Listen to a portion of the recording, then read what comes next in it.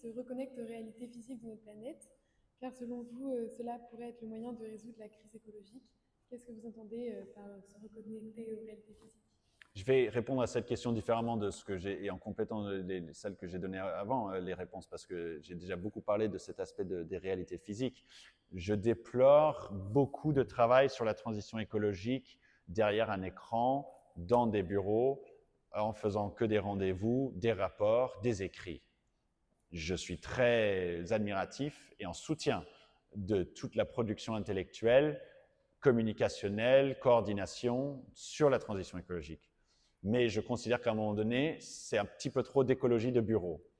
Et réellement, si on devait se dire demain, j'arrête ma vie, c'est une façon un petit peu morose d'en parler, et je vais expliquer à quelqu'un, une tierce personne, un alien, une autre planète, qu'est-ce que vous avez réellement fait pour préserver votre planète? J'ai fait des rapports, j'ai fait des tableaux Excel, des bilans. Je ne sais pas si c'est très convaincant pour soi-même. Je considère que c'est une merveilleuse et une puissante action de se reconnecter au monde physique pour justement ensuite faire des choix au quotidien qui vont dans le sens de préserver la planète, qui n'a pas besoin d'être préservée, parce que c'est pour ça que j'ai rappelé qu'elle a 4,5 milliards d'années, c'est que la planète a su fonctionner sans être humain pendant bien plus longtemps qu'elle a fonctionné avec.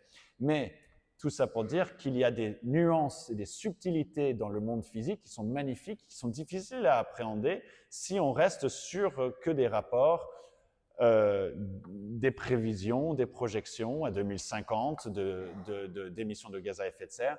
Et en plus, là, je vais rentrer dans un des détails que j'aime bien aborder, le prisme carbone, qui est extrêmement important. Mais il y a, dans le prisme et l'indicateur carbone, énormément de limites pour l'appréhension globale des aspects écologiques et physiques d'une activité ou d'un mode de vie. Et la consommation de protéines animales, par exemple, en est un de ces exemples.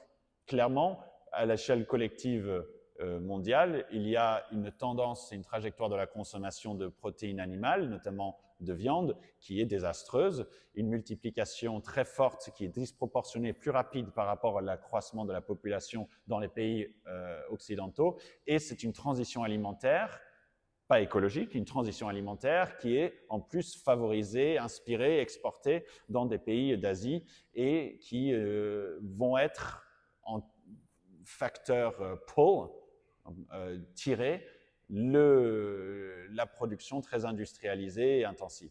En revanche, quand il y a une mécompréhension à cause de juste la simplification de cette problématique de la consommation de protéines animales et que nous loupions le fait que des systèmes de polyculture d'élevage extensif dans des territoires ruraux, notamment dans plein de territoires français, il y a une opportunité qui est manquée de comprendre qu'on pourrait favoriser davantage d'interaction entre l'animal et le végétal pour plein de raisons vertueuses sur le plan écologique, consommer de la viande de 90% de moins, mais de la viande ou des protéines animales dont on sait l'origine, la manière dont les animaux ont été élevés, abattus, etc. Et les calculateurs carbone, je trouve, passent à côté du degré de spécificité sur l'aspect local, sur l'aspect comment ont été élevés les animaux, les pratiques des éleveurs, la manière dont a été fait l'abattage, etc. Et donc, c'est une simplification du problème que je trouve est une des réalités quand on n'est pas sur le terrain, où on n'est pas nous-mêmes physiquement proches des éléments de la nature. Et éléments de la nature, il faut aussi toujours relativiser. Hein. La nature, elle est très anthroposophisée. Il n'y a plus beaucoup, il n'y en a pas en France, mais de forêts très primaires et très originelles dans le monde. Il y en a encore. Mais quand je dis nature et de naturalité, je parle bien de ce qui est autour de nous aussi, hein, et des animaux. Même si la planète ressemble de plus en plus à plein d'humains, des animaux que nous mangeons, que nous utilisons pour manger des produits laitiers, et de moins en moins de biodiversité sauvage. Est-ce que vous connaissez, qui connaît ici la statistique ou ordre de grandeur sur la disparition des populations d'animaux sauvages sur la planète? À la fin de la conférence, quelqu'un peut le dire alors. Oui? quelques chiffres ou quelques tendances depuis une cinquantaine d'années sur la biodiversité sauvage, en rapport avec la biodiversité en interaction directe avec l'humain. Oui.